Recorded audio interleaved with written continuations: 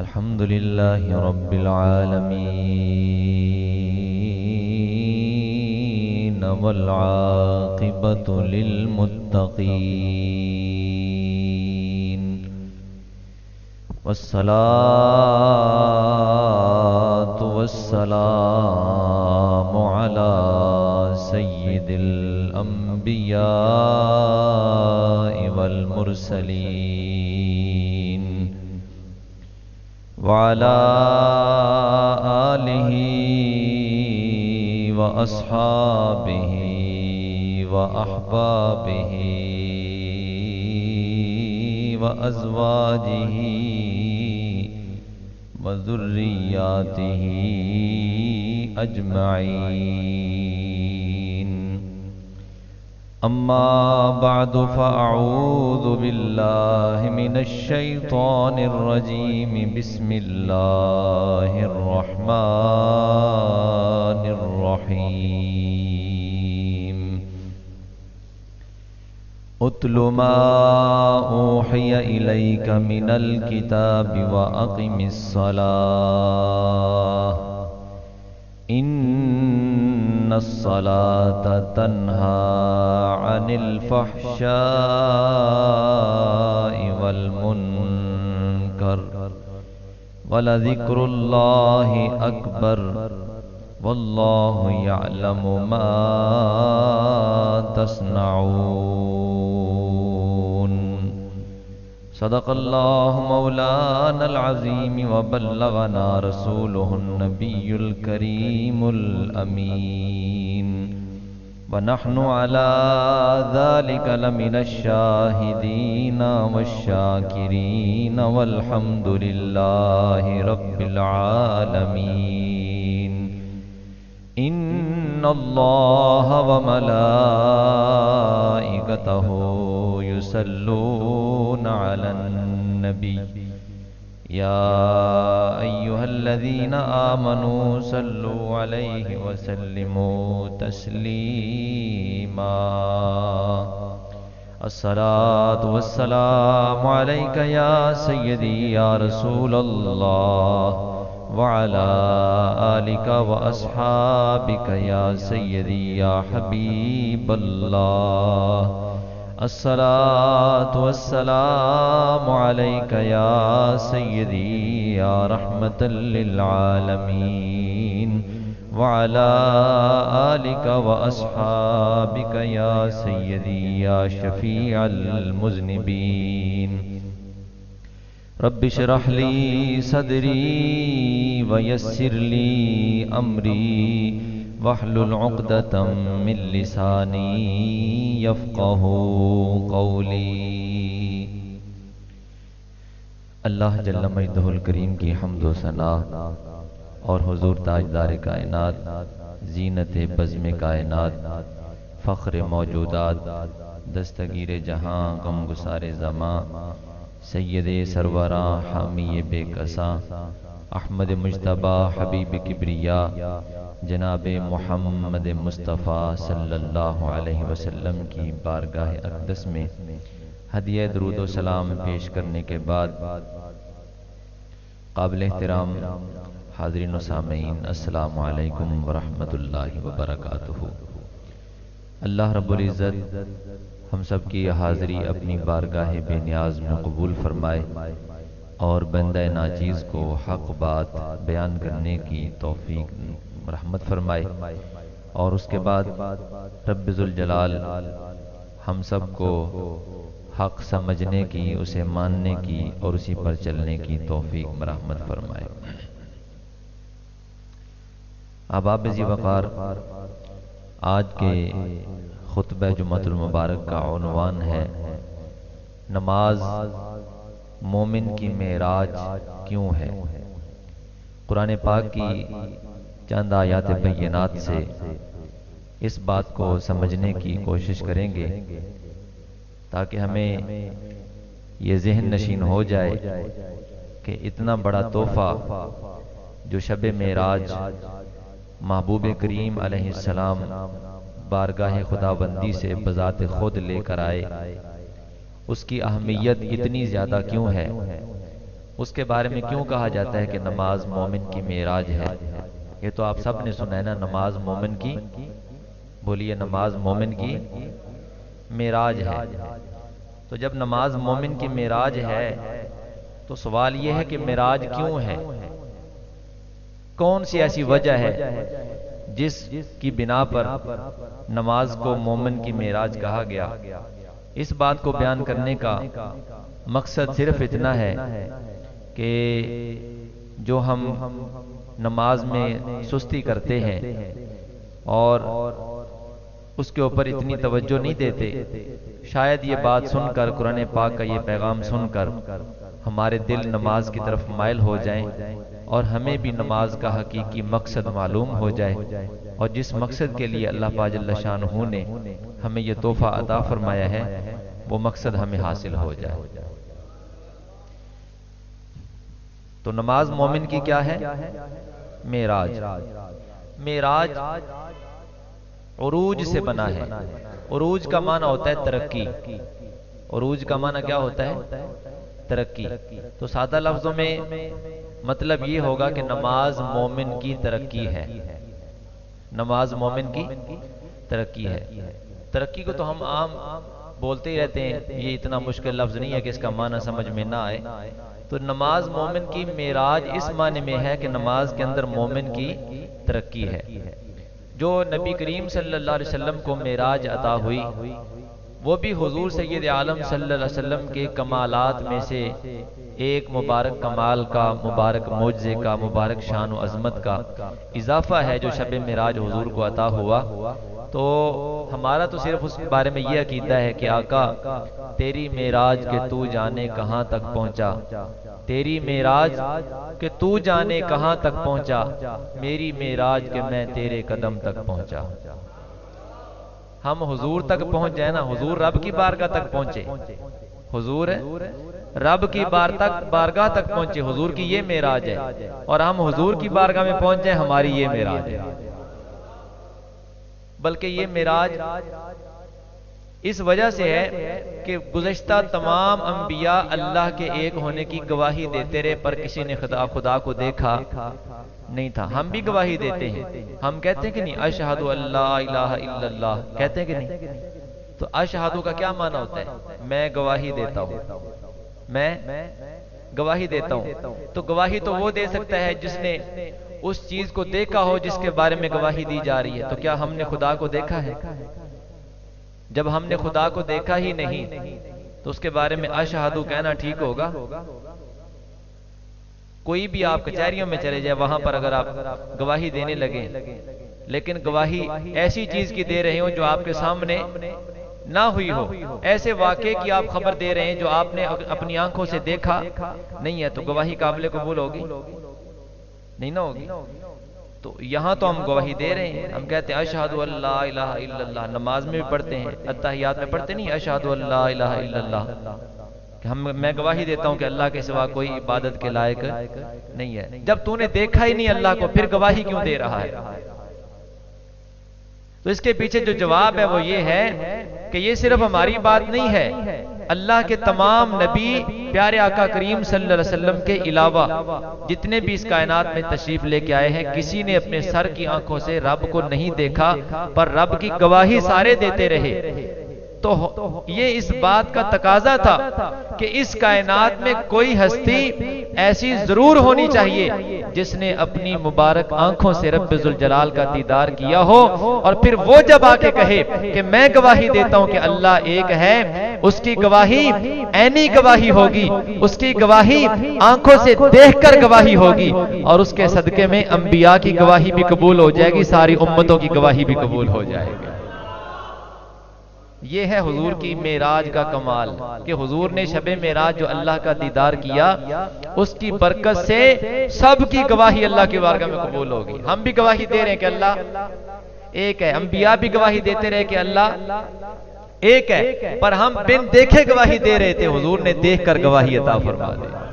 تو حضور کے دیکھنے کی برکت سے ہماری گواہی بھی قبول ہو جائے گی انشاءاللہ۔ یہ راز ہے، یہ ایک راز ہے۔ اچھا، جو بات میں عرض کرنا چاہتا ہوں وہ یہ ہے کہ نبی کریم صلی اللہ علیہ وسلم بذات خود یہ معراج شریف کی رات نماز کا تحفہ لے کر آئے. تو نماز کو مومن کی معراج جو کہا گیا، نماز مومن کی معراج ہے. کس وجہ سے نماز مومن کی معراج ہے؟ اس بات کو ہم قرآن پاک کی چند آیات بینات سے پڑھنے کی اور سمجھنے کی اور سیکھنے کی کوشش کریں گے. آپ ذرا قرآن کو ذوق کے سن کے بولیں گے،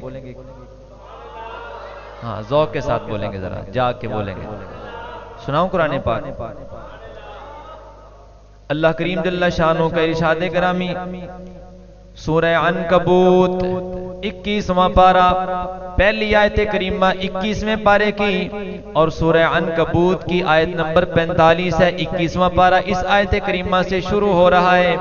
اللہ کریم جل شانہ نے ارشاد فرمایا اتل ما اوحی الیک من الکتاب واقم الصلاۃ.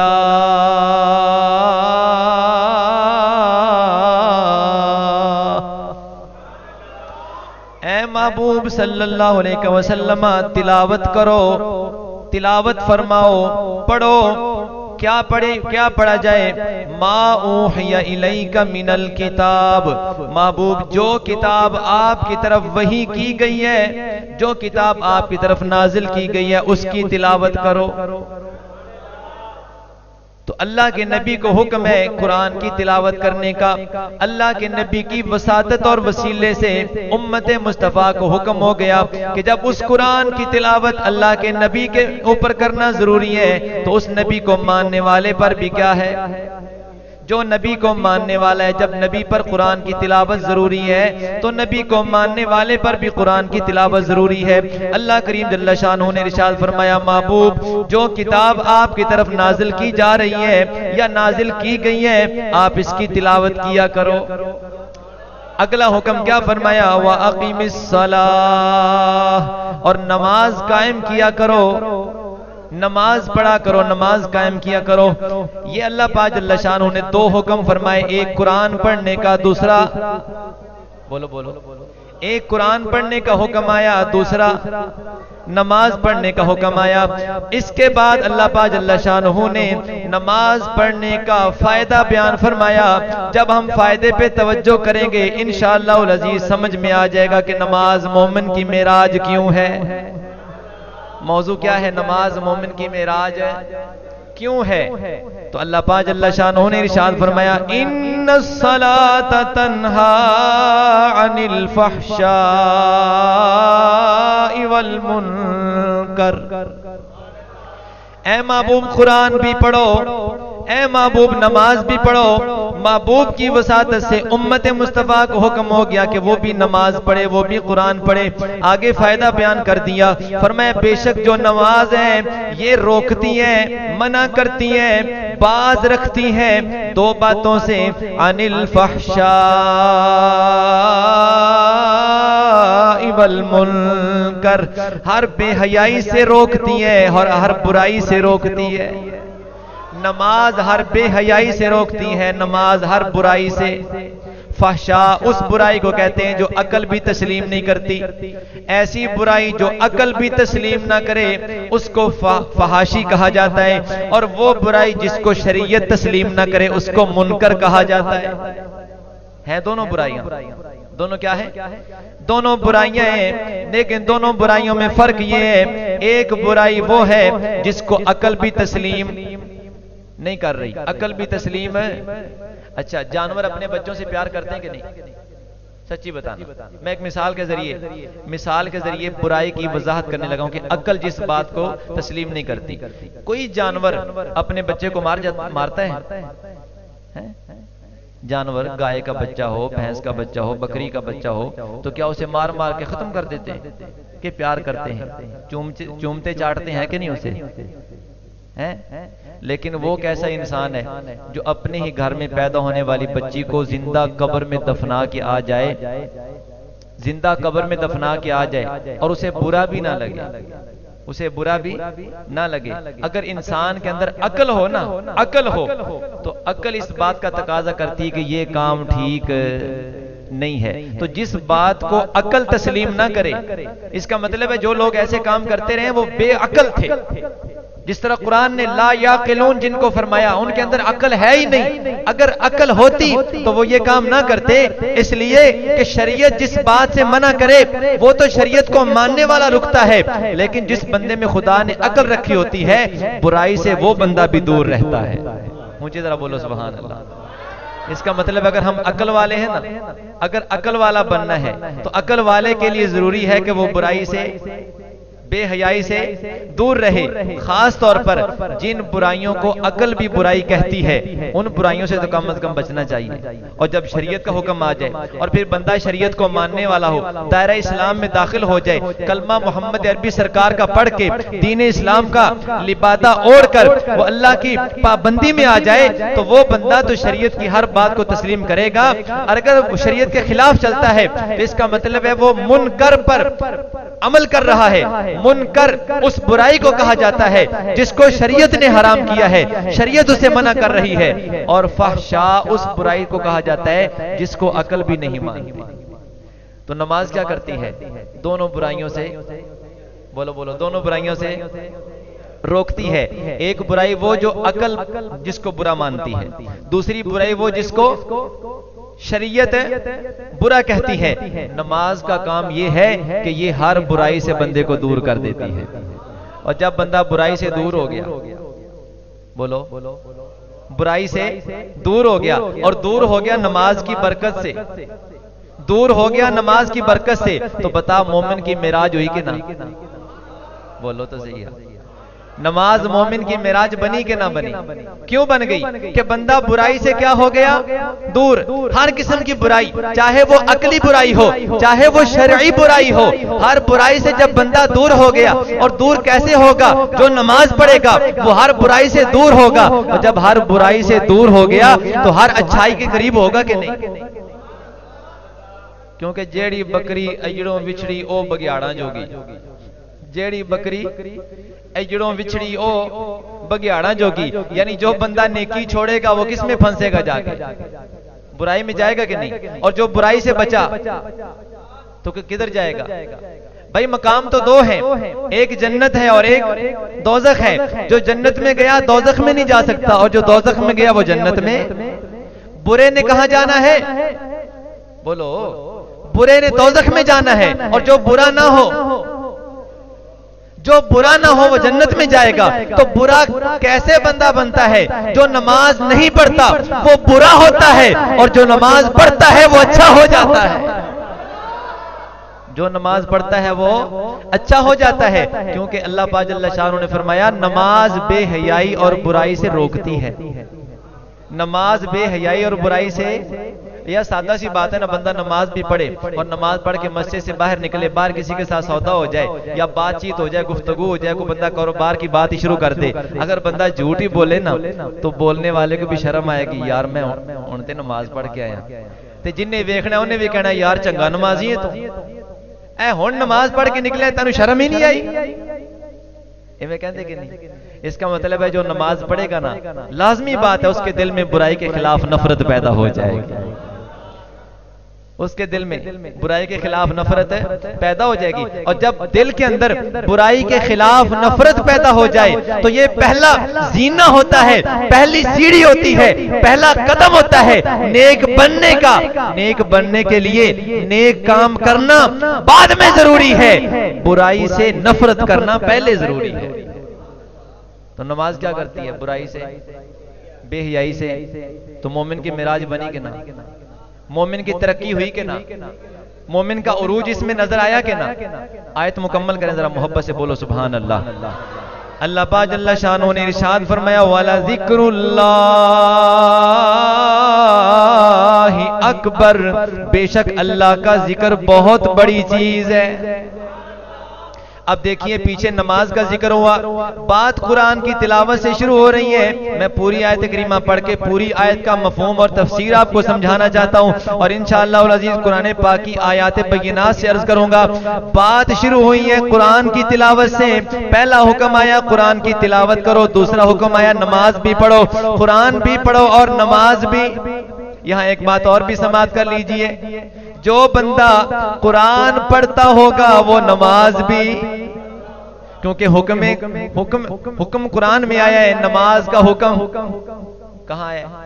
نماز کا حکم قرآن میں آیا ہے۔ اللہ پاک جل شانہ نے اس آیت کریمہ میں سب سے پہلے نماز کا حکم نہیں ارشاد فرمایا، بلکہ کتاب الہی کو پڑھنے کا حکم ارشاد فرمایا کہ اے معبود تم قرآن پڑھو۔ جب قرآن پڑھا جائے گا، اس قرآن کے اندر جب نماز کا حکم آئے گا، جو بندہ قرآن کو ماننے والا ہوگا وہ قرآن کی ہر بات پر ایمان رکھے گا، اور جس کام پہ اللہ نے حکم دیا ہے کرنے کا، بندہ قرآن پڑھنے کی برکت سے وہ کام کرنا شروع کر دے گا، اور جس کام سے اللہ نے روکا ہے قرآن پڑھنے کی برکت سے بندہ اس کام سے باز آ جائے گا۔ تو پتہ چلا انسان کی ترقی کا آغاز کہاں سے ہوتا ہے؟ تلاوت قرآن سے ہوتا ہے۔ جب قرآن کی تلاوت نصیب میں آ گئی، قرآن کی تلاوت بندے کے حصے میں آ گئی، قرآن کی تلاوت بندے کے اعمال اور وظائف کا اور منصوبہ جات کا حصہ بن گئی، تو انشاءاللہ العزیز جب کوئی بندہ قرآن کا قاری بن گیا، قرآن کی تلاوت کرنے والا بن گیا، پھر قرآن کی برکت سے وہ نمازی بن جائے گا، اور جو نمازی بنے گا وہ ہر برائی سے، ہر بے حیائی سے دور ہو جائے گا۔ اب اس بات کا تعلق سمجھیے کہ اللہ کے حکم سے نماز پڑھنا ہر برائی سے دور کرتا ہے۔ اللہ پاک جل شانہ نے ساتھ ہی فرما دیا کہ اللہ کا ذکر بہت بڑی چیز ہے۔ کیا پتہ چلا کہ نماز ایک ایسی چیز ہے جو اللہ کے ذکر کا سبب ہے، نماز اللہ کی یاد کا سبب ہے۔ اسی لیے اللہ پاک جل شانہ نے فرمایا کہ اللہ کا ذکر بہت بڑی چیز ہے، گویا نماز بھی اللہ کا ذکر ہے۔ اس بات کو سمجھنے کے لیے قرآن پاک کی ایک اور آیت کریمہ ذہن میں رکھیے۔ اللہ پاک جل شانہ نے سیدنا موسیٰ کلیم اللہ علی نبینا علیہ الصلوۃ والسلام سے ارشاد فرمایا اقم الصلاۃ لذکری، اے موسیٰ علیہ السلام میرے ذکر کے لیے نماز قائم کرو، میرے ذکر کے لیے نماز قائم کرو۔ ذکر کا معنی ہوتا ہے اللہ کی یاد۔ کیا پتا چلا اگر بندے نے اللہ کو یاد کرنا ہے، بندے نے اللہ کا ذکر کرنا ہے، تو سب سے بڑا طریقہ جو قرآن نے بیان فرمایا ہے اس طریقے کا نام نماز ہے۔ جب بندہ نماز پڑھے گا اس بندے کو قرآن ذاکر کہہ رہا ہے کہ وہ بندہ اللہ کا ذکر کر رہا ہے۔ کیا مطلب؟ جو بندہ نماز پڑھے گا وہ بندہ اللہ کو یاد کرنے والا ہوگا، اور جو بندہ نمازی نہیں ہوگا اس کو اللہ کی یاد نہیں آئے گی۔ تو اللہ کی یاد دل میں بسانے کے لیے نماز قائم کرنا ضروری ہو گیا۔ نماز قائم کرنا یعنی اللہ کا ذکر ضروری ہے کہ نہیں؟ اللہ کی یاد ضروری ہے کہ نہیں؟ قرآن پاک میں اللہ کریم جل شانہ نے متعدد مقامات پہ ارشاد فرمایا یا ایھا الذین آمنوا اذکروا اللہ ذکرا کثیرا، اے ایمان والو اللہ کا ذکر بڑی کثرت کے ساتھ کیا کرو، اللہ کی یاد بڑی کثرت کے ساتھ کیا کرو۔ اور ایمان والو ذرا محبت کے ساتھ اس بات کو سماعت کرنا، پہلی امتیں بنی اسرائیل بھی اس کائنات میں آئیں، اللہ پاک جل شانہ نے ان کو بھی حکم فرمایا یا بنی اسرائیل اذکروا نعمتی، اے اولاد یعقوب، اے بنی اسرائیل تم ذکر کرو، یا بنی اسرائیل اذکروا نعمتی، اے یعقوب علیہ السلام کی اولاد، اے بنی اسرائیل تم ذکر کرو، لیکن کس چیز کا؟ نعمتی، میری نعمت کا ذکر کرو۔ اللہ فرماتا ہے اے بنی اسرائیل میری نعمت کا ذکر کرو، لیکن امت مصطفیٰ پر کتنا بڑا احسان ہے۔ اس امت کو اللہ کا حکم آتا ہے یا ایھا الذین آمنوا اذکروا اللہ، اے ایمان والو تم نعمت کا نہیں تم رب ذوالجلال کا ذکر کرو۔ اچھا نعمت کا ذکر بڑی چیز ہے کہ رب کا ذکر؟ بولو تو صحیح۔ ابھی بھی آپ خوش نہیں ہوئے کہ اللہ نے کتنا بڑا احسان کیا ہے؟ ان کو حکم ہوتا ہے کہ میری نعمت کا ذکر کرو، میری نعمت کا ذکر کرو، اور ہمیں کیا حکم ہوا ہے؟ سبحان اللہ، کیا حکم ہوا ہے؟ اللہ کا ذکر کرو۔ ان کو حکم ہوا نعمت کا ذکر، ہمیں حکم ہوا تو نماز اللہ کے ذکر کا سبب ہوئی کہ نہ؟ اللہ پاک فرماتا ہے اقیم الصلاۃ لذکری، میری ذکر کے لیے، میری یاد کے لیے نماز قائم کرو۔ اس کا مطلب ہے جو اللہ کو یاد کرنا چاہتا ہے، اللہ کا ذکر کرنا چاہتا ہے، اس کو کیا کرنا چاہیے؟ نماز پڑھنی چاہیے. اچھا میں اور سادہ لفظوں میں معراج کیوں ہے یہ بتا دینا چاہتا ہوں. جس بندے کو آپ دیکھیں نا وہ پوری زندگی میں حلال و حرام، کھرے کھوٹے، ایمان کفر، حق باطل، نیکی برائی کی تمیز کیے بغیر زندگی گزار رہے نا، اس کو پتہ ہے لوگ کیا کہتے ہیں؟ اے انہوں تو ویسے ہی رب بھولیا ہے. کی کہندے اے انہوں تو ویسے ہی رب یاد نہیں، یا کہہ دیتے ہیں اس کو تو موت ہی یاد نہیں ہے، اس کو تو قبر ہی یاد نہیں ہے. اس کا مطلب ہے قبر کی یاد ہو، چاہے موت کی یاد ہو، چاہے جہنم کی یاد ہو، چاہے حساب و کتاب کی یاد ہو، چاہے قیامت کے منظر کی یاد ہو، ان تمام یادوں کا مرکز و محور حقیقت میں اللہ کی یاد ہے. جس بندے کو اللہ کی یاد ہوگی اسے سب کچھ یاد ہوگا.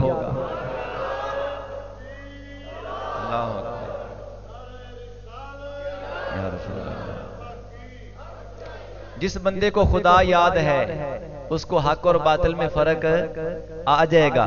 جس بندے کو خدا یاد ہے نیکی برائی میں فرق کر لے گا. جس بندے کو خدا یاد ہے وہ کھرے کھوٹے کی پہچان کر لے گا. اور جس بندے کو خدا یاد نہیں ہے اسے حق اور باطل میں تمیز کی کوئی پرواہ نہیں ہوگی. وہ حق کو باطل سمجھ بیٹھے گا، باطل کو حق سمجھ لے گا، نیکی کو برائی اور برائی کو نیکی سمجھ بیٹھے گا. اس کا مطلب یہ نکلا کہ جس بندے کو خدا یاد ہو اسے ہر چیز میں تمیز ہوتی ہے، اور جسے خدا یاد نہ ہو وہ کسی کام کا نہیں ہوتا. اور خدا کی یاد کا سب سے بہترین طریقہ کیا ہے؟ بولو یار کیا ہے؟ نماز ہے. تو اللہ کی یاد کے لیے کیا کرنا ہے؟ نماز. میں اور قرآن پاک سے پڑھ دیتا ہوں تاکہ بات سمجھ میں آ جائے کہ نماز واقعی اللہ کا ذکر ہے. آج کون سا دن ہے جی؟ آپ کیا کرنے آئے ہو؟ بولو تو صحیح. جمعہ پڑھنے کے لیے آئے ہو؟ تو میں بھی سورہ جمعہ پڑھنے لگا ہوں. سورہ جمعہ 28واں پارہ اور اس کی آیت کریمہ ہے 9 نمبر. کتنے نمبر ہے؟ تسی آئے بھی 9 نمبر سے بیٹھے ہیں. مقصد گل کرنا ہے بھی تھوڑا جا نا شیطان کو بھی خبردار رہ کے ذرا. ایک گل اس واسطے کی کہ تھوڑا جو ریلیکس ہو جاؤ، تھوڑا جا فریش ہو جاؤ. ہاں جی گل نو ذہن چ بٹھاؤ بھی یار اللہ پاک آیت میں کیوں دسی. اس واسطے نہیں دسی بھی تسی 9 نمبر گلی وچ آئے، اس واسطے دسی بھی گھرے جا کے 9 نمبر آیت لب کے ویکھ لو بھی ایویں ہی ہے کہ ہور کی. او جتھوں گل شروع کیتی ہے اللہ پاک نے میں قرآن بھی پڑھو تے نماز بھی تے آیت تاں دسیے، سورت تاں دسیے، سپارہ تاں دسیا ہے. ایک گلی دی گل تے ایویں آ گئی نا، جمعے دی گل بھی ایویں آ گئی. سورت دا نام ہی جمعہ ہے تے جمعہ پڑھنی آئے ہو، جمعے دے وچ ہی گل آ گئی. گل اس واسطے کیتی حوالہ تاں دیتا ہے بھی کرے جا کے قرآن جو پیا ہے گھر وچ کہ نہیں. اچھا کوئی بندہ تواڈے وچ ایسا جن دے گھر قرآن نہ ہوے؟ کوئی بندہ ہے؟ سارے گھر قرآن ہے نا تے حوالہ تاں دیتا ہے بھی قرآن دے حوالے ہو جاؤ جا کے. ہاں پڑھ لو کہ تیرے مولوی صاحب نے غلط نہیں کہہ چھڈیا. بولو تو صحیح یار. اللہ پاک جل شانہ نے ارشاد فرمایا یا ایھا الذین آمنوا اذا نودی للصلاۃ من یوم الجمعۃ فاسعوا الی ذکر اللہ. اے ایمان والو جب تمہیں نماز کے لیے آواز آ جائے، اذان سن لو، اذان کی آواز سن لو، نماز کا بلاوا سن لو، نماز کی ندا سن لو. اذا نودی للصلاۃ کس دن؟ من یوم الجمعۃ جمعہ کے دن. جمعہ کے دن جب تم اذان کی آواز سن لو تو کیا کرو؟ فاسعوا الی ذکر اللہ، اللہ کے ذکر کی طرف دوڑنا شروع کر دو. اللہ کے ذکر کی طرف دوڑنا شروع کر دو. اللہ کے ذکر کی طرف دوڑ لگا دو. وہ کہاں پہ جانا ہے؟ مسجد میں آنا ہے. اللہ کے ذکر کے لیے مسجد میں آ کے کیا کرنا ہے؟ نماز ہی تو پڑھنی ہے. نماز اللہ کا ذکر ہے، نماز اللہ کا ذکر ہے. پتہ چلا جمعہ کے دن جو نماز کا حکم آیا، نماز کے لیے آواز آ گئی، اذان ہو گئی، بندے کو حکم خدا بندی آ گیا اور ایمان والے کو حکم ہو گیا. ایمان والے بندے جب تم اذان کی آواز سن لو، جمعہ کا دن ہو، پھر کیا کرنا ہے؟ فاسعوا الی ذکر اللہ، اللہ کے ذکر کی طرف دوڑنا شروع کر دو، جلدی کر دو. وذروا البیع، خرید و فروخت کو بند کر دو، کاروبار کو بند کر دو۔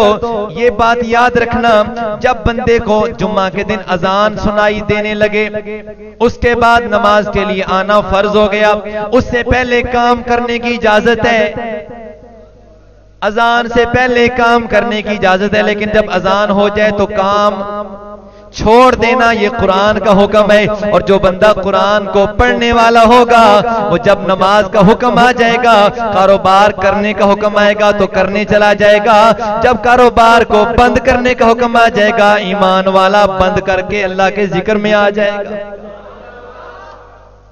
یہ مسئلہ ذہن میں رکھ لیں، اذان ہو جائے بندہ کاروبار نہ چھوڑے۔ اگر اس وقفے میں، اس دورانیے میں اس نے 10 روپے کمائے ہیں، وہ 10 روپے اس کے 800 میں، 900 میں، 1000 میں، 1200-1300 میں شامل ہو گئے نا، وہ 10 روپے جو اس دورانیے میں کمائے ہیں، تو وہ چونکہ حرام کا پیسہ ہے، وہ حرام کا پیسہ ہے، باقی دن کی کمائی حلال تھی۔ جیسے اگلی آیت کریمہ میں اللہ پاک جل شانہ نے فرمایا ہے، فَإِذَا قُضِيَتِ الصَّلَاةُ، جب نماز مکمل کر چکو، فَانْتَشِرُوا فِي الْأَرْضِ، تو زمین میں پھیل جاؤ، وَابْتَغُوا مِن رِزْقِ اللَّهِ، وہاں پہ اللہ کا رزق تلاش کرو، اللہ کا فضل تلاش کرو، اللہ کا فضل تلاش کرو، وَابْتَغُوا مِن فَضْلِ اللَّهِ، اللہ کے فضل کے تلاش کرنے کی اجازت آ گئی۔ پتہ چلا رزق اللہ کا فضل ہے، لیکن جب نماز کا وقت آ جائے تو پھر وہ تلاش نہیں کرنا۔ کہتے ہیں جی نماز بھی فرض ہے تو مولوی صاحب رزق حلال بھی کیے، یہ بھی فرض ہے، لہذا اسی ایک فرض پورا کر رہے ہیں، تسی دوجا کیتی رکھو۔ حالانکہ قرآن میں کیا ہے، جب اذان ہو جائے تو کاروبار بند، اور کہاں آ جاؤ، اللہ کے ذکر کی طرف دوڑو۔ اللہ کے ذکر سے مراد کیا نکلا، یہ موضوع کے مطابق بات ہے، اللہ کے ذکر سے مراد نماز، اور پھر جب نماز پڑھ لی پھر اللہ نے ذکر نہیں فرمایا، اذا قضیت الصلاۃ، پہلے بھی صلاۃ، بعد میں بھی صلاۃ، درمیان میں ذکر، تاکہ پتہ چلے کہ کس ذکر کی بات ہو رہی ہے۔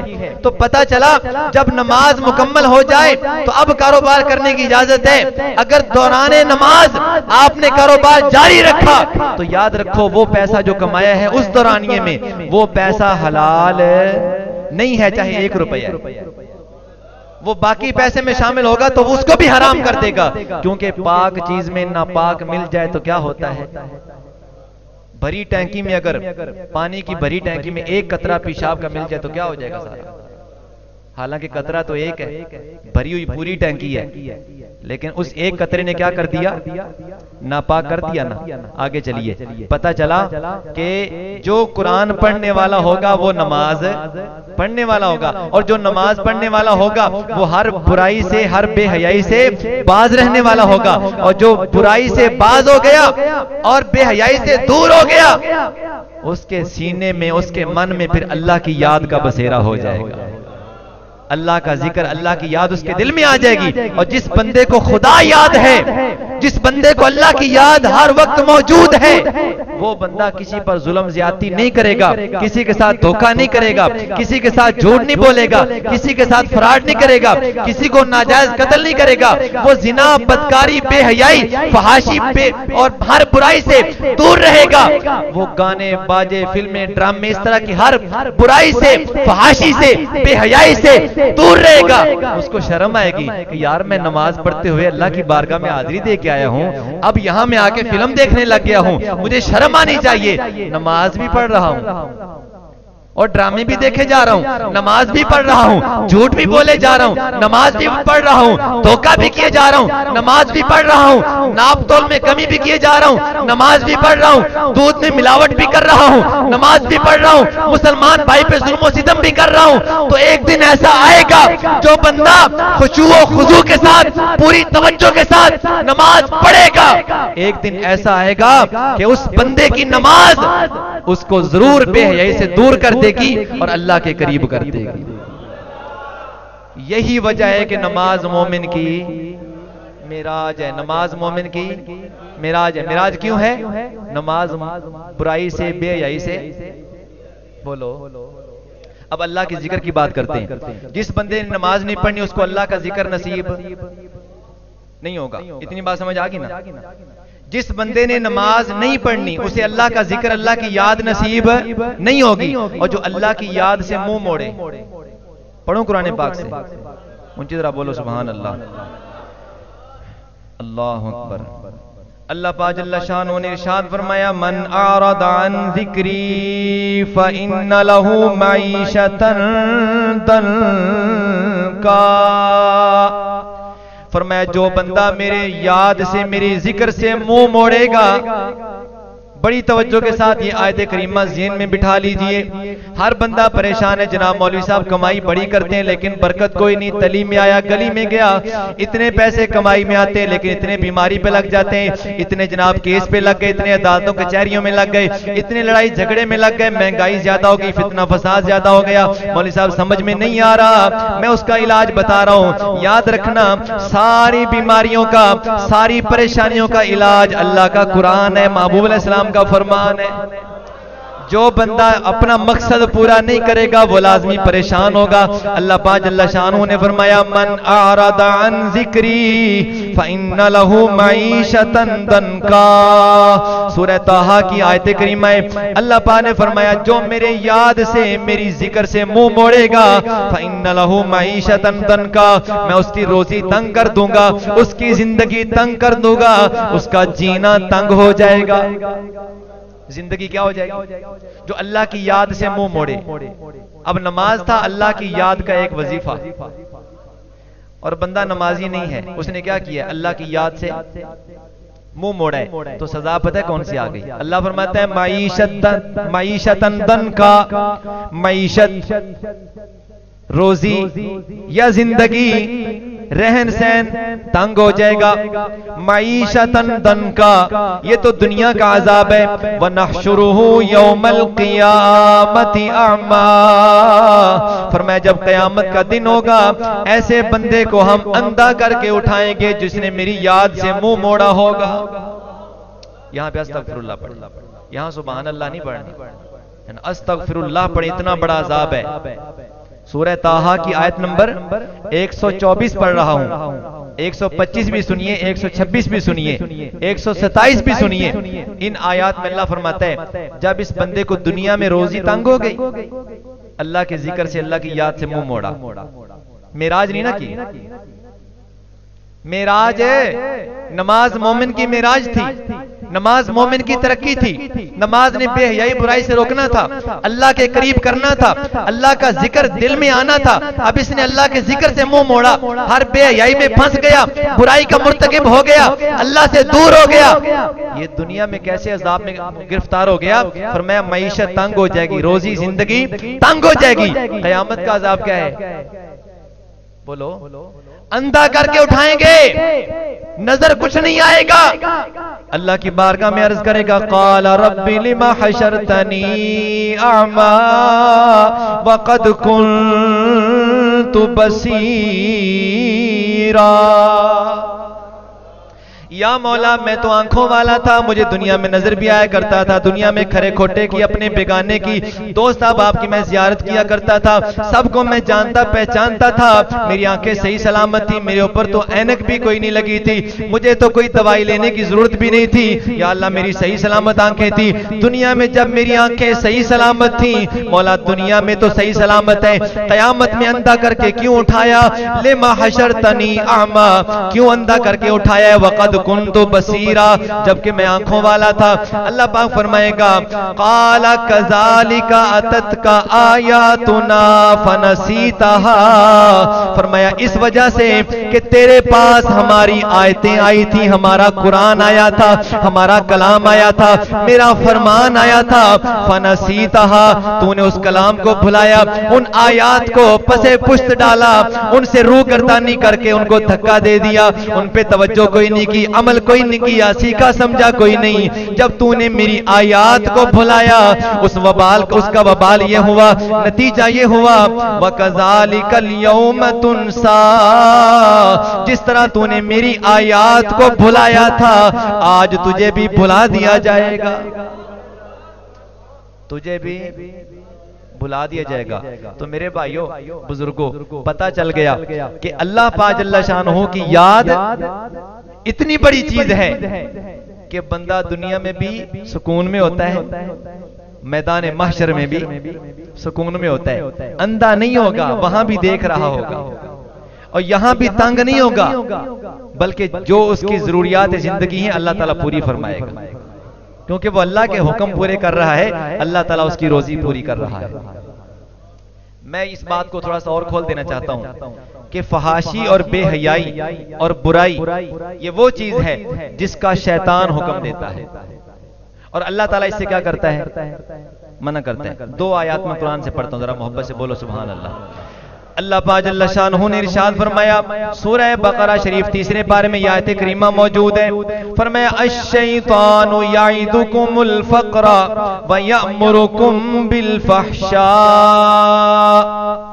شیطان تمہیں غربت کے وعدے دیتا ہے، غربت کے وعدے دیتا ہے، اللہ کی راہ میں خرچ کرو گے تو غریب ہو جاؤ گے، فرمایا اس کے بعد حکم دیتا ہے وَيَأْمُرُكُمْ بِالْفَحْشَاءِ، بے حیائی کا حکم دیتا ہے۔ شیطان اللہ کی راہ میں خرچ کرنے والے کو غربت کا بھی ڈر سناتا ہے اور بے حیائی کا بھی حکم دیتا ہے۔ اب اللہ پاک کیا فرماتے ہیں؟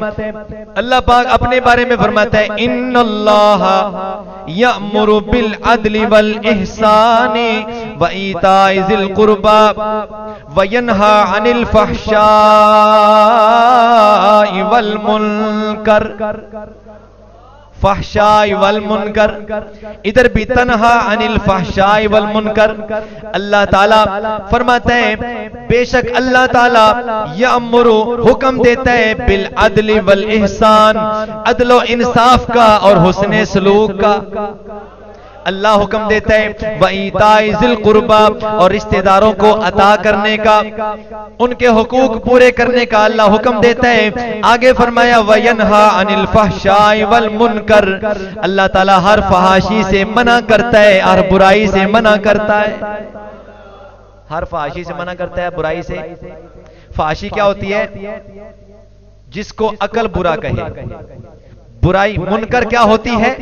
جس کو شریعت، یہ میں نے شروع میں عرض کر دیا، فحاشی وہ برائی ہے جس کو عقل برا مانتی ہے، اور منکر وہ برائی ہے جس کو شریعت برا مانتی ہے۔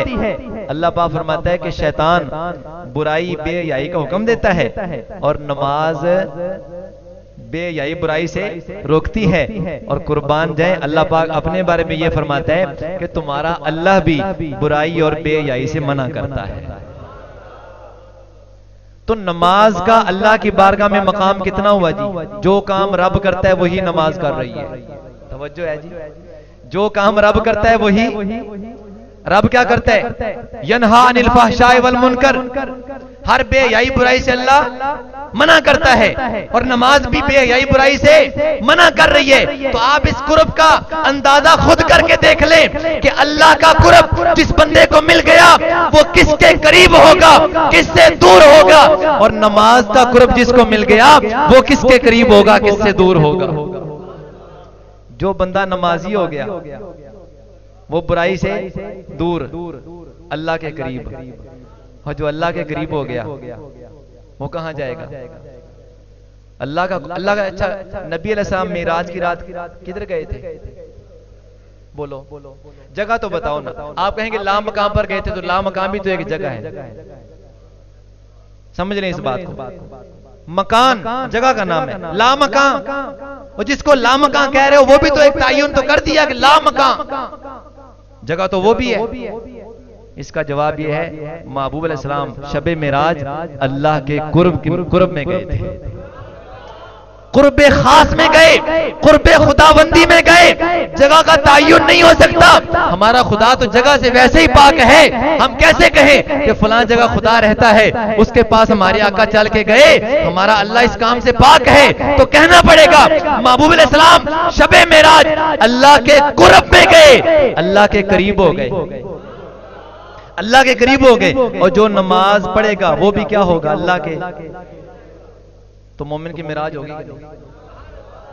مومن کی معراج ہے وہی کہ نا؟ تو نماز مومن کی معراج کیوں ہے؟ دو باتیں سمجھ میں آئیں۔ پہلی بات یہ ہے کہ نماز ہر بے حیائی برائی سے بندے کو روک دیتی ہے، اور دوسری بات یہ ہے کہ دل میں اللہ کی یاد کو پیدا کر دیتی ہے۔ اس بندے کو ہر وقت اللہ کی یاد رہتی ہے جو نمازی ہوتا ہے. اور اس سے پیچھے آئیں تو یہ نعمتیں کیسے حاصل ہوں گی؟ پہلا لفظ پڑھیے سورہ عنکبوت کی آیت نمبر 24 ہے، غالباً 21ویں پارے کی پہلی آیت کریمہ.